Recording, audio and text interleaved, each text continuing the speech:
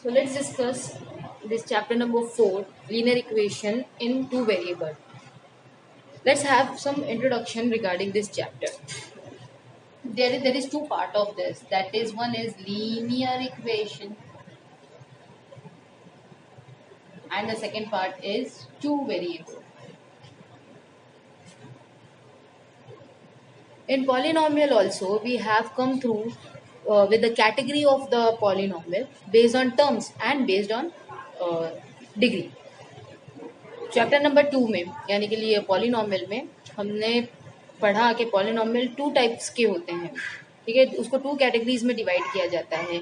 एक होता है बेस्ड ऑन टर्म्स जिसमें आप मोनोमियल, बाइनोमियल या ट्राइनोमियल पढ़ते हैं, और एक होती है आपकी बेस्ड ऑन डिग्री जिसमें लीनियर, क्वाड्रेटिक और क्यूबिक आती है। और उस बेस्ड ऑन डिग्री से आज हम पढ़ रहे हैं लीनियर इक्वेशन, ठीक है। लीनियर इक्वेशन यानी कि ऐसी इक्वेशन जिसमें वेरिएबल की हाईएस्ट पावर 1 होगी।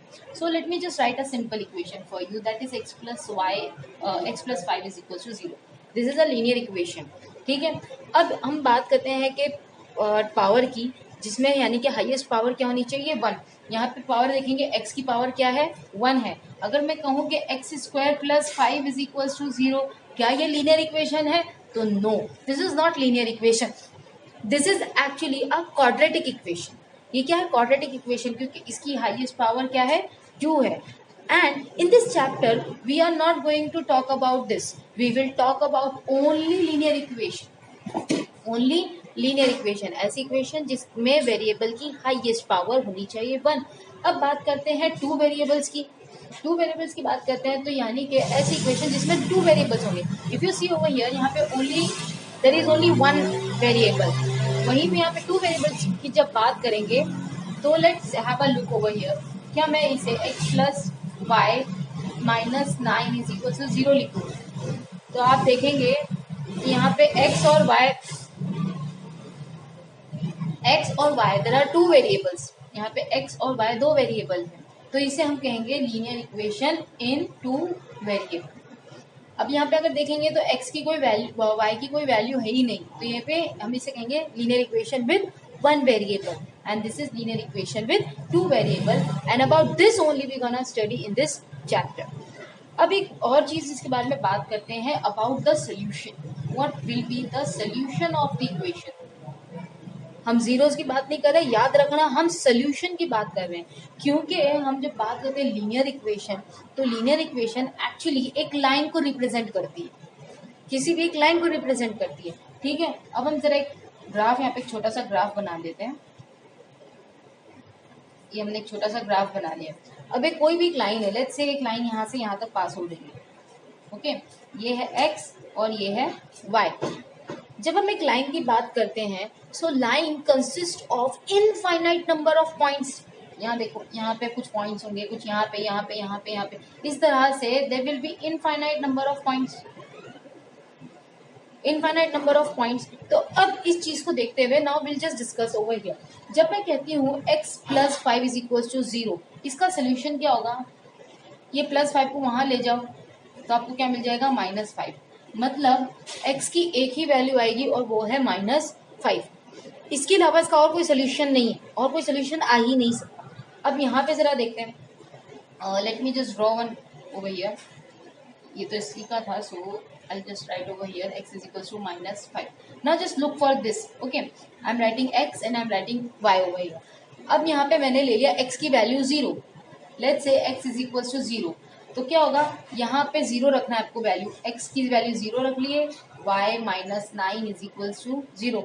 अब 0 - 9 विल बी -9 ओनली, ठीक है। अब ये +y है, उसको वहां ले, sorry -9 + y is equal to 0। अभी क्या प्लस में ना y, हम -9 को वहां ले जाते हैं, तो y will be equals to +9, okay. So अब हम यहाँ पे अगर देखते हैं तो y इज इक्वल टू +9, जब x की वैल्यू 0 थी तो y की वैल्यू आई 9। कुछ और वैल्यू रख के देखते हैं। अब हम यहाँ पे x की वैल्यू 1 रख के देख लेते हैं, ठीक है। अब जब हम 1 रखेंगे तो ये क्या हो जाएगा, 1 + y - 9 is equal to 8, okay. अब देखिए 1 - 9 it will become -8 + y is equal to 0। ये -8 वहां चला जाए तो y will be equals to +8। तो y जब हमने x 1 रखा तो y हमारे पास में क्या आ गया, 8 आ गया। सो ये क्यों हो रहा है कि जब जैसे जैसे हम x की वैल्यू चेंज कर रहे हैं वैसे वैसे हमारे पास में y की वैल्यू चेंज हो रही है।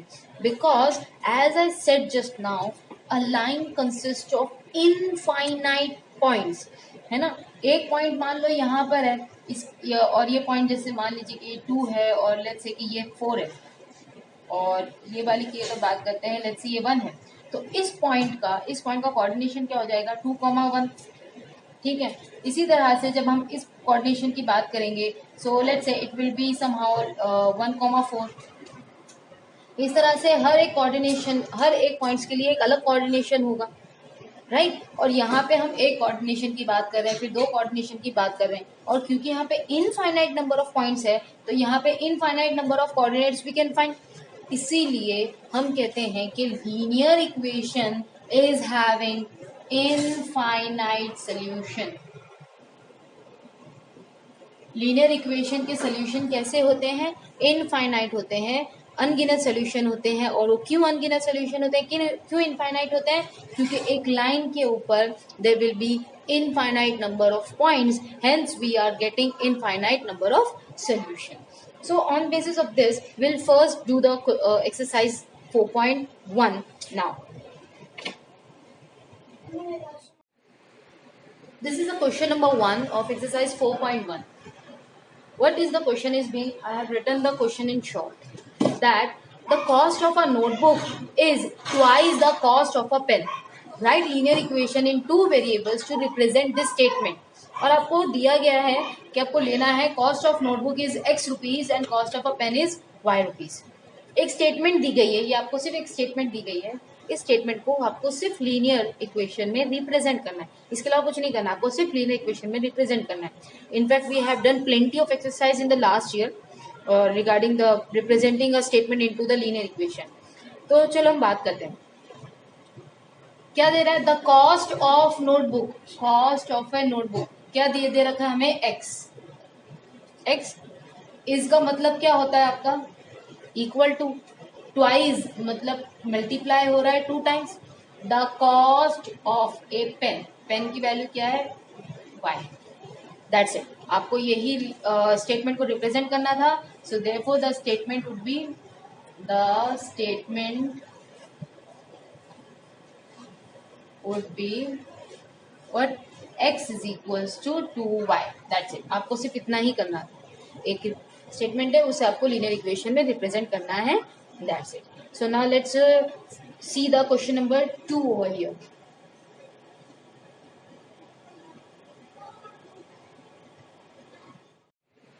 So here is the question number 2. Express the following linear equation in form of ax plus bx plus c is equals to 0. मैंने बहुत शॉर्ट में क्वेश्चन लिखा है, आपको नीचे कुछ इक्वेशंस दी गई है, 8 इक्वेशंस दी गई है। उन 8 इक्वेशंस को आपको एक तो इस फॉर्म में पहले रिप्रेजेंट करना है। इस फॉर्म में रिप्रेजेंट करने के बाद में आपको ए, बी और सी की वैल्यू आपको लिखनी होगी। ठीक है, टर्म बहुत सिंपल है। एक्चुअली देखा जाए तो a x plus b x plus c is equal to 0 is a standard form of linear equation. Alright, अब हम क्या करेंगे, हम पहले ये वाली इक्वेशन लेते हैं। I'm doing the solution in very short. Okay, I'll give the brief descriptions about the steps in a PDF form or in a image form. You just copy it from that. Okay, so let's see this question. 2x plus 3y is equals to 9.35. Can I write like this? 2x plus 3y, ये जो plus 9.35, we'll take it over here, so it will become 9.35 is equals to 0. Now as you can see, x, okay, y, it's y over here, sorry, x and then y and then c is equals to 0. After doing this, what we're gonna do, हम a की value बताएंगे, then we'll talk about the b and then we'll talk about the c। ठीक है, अब यहाँ देखते हैं a की वैल्यू क्या है, x के साथ में जो कोएफिशिएंट है वो, तो यहाँ पे x का कोएफिशिएंट क्या है, 2, then b is the coefficient of y, तो y का coefficient क्या है, 3, and what about c? c is a constant term, so we can see over here is constant term is -9.35। Remember this, यहाँ पे plus का sign है, अगर plus में ही होता कांस्टेंट टर्म तो हमें ऐसे ही लिख देते हैं, लेकिन अगर माइनस का टर्म है तो वो माइनस साइन भी साथ में आपको लिखना जरूरी है। Now let's talk about the question number 2। यहाँ पे दिया हुआ है x माइनस, तो ये ऑलरेडी आप देखोगे तो ये इसी फॉर्म में है, क्योंकि पहले x है, फिर y है, फिर एक कांस्टेंट टर्म है, x है, y है और फिर एक कांस्टेंट टर्म है। ठीक है, तो इसे मैं थोड़ा सा आपके लिए सिंप्लीफाई कर दूं कुछ इस तरह से, x minus 1/5 into y minus 10 is equal to 0। y/5 को अगर मैं 1/5 इंटू वाई करूँ तो भी सही है। अब इससे आपको a और b निकालना है, a then b over here and then c। we can see a is the coefficient of x का जो कोएफिशिएंट होगा वही आपका a होगा। यहाँ पे x का कोएफिशिएंट कुछ नहीं है, यानी कि वो क्या है, 1 है। Now see the coefficient, b is the coefficient of y, हम देख सकते हैं b is the coefficient of y। So y का कोएफिशिएंट क्या है, it's -1/5। Remember to put the sign, I am telling you, अगर माइनस का साइन है तो माइनस का साइन लगाना बहुत जरूरी है, अगर प्लस साइन है तो नो प्रॉब्लम, बट अगर माइनस है तो लगाना जरूरी है। And then after the c is the constant term and it is -10।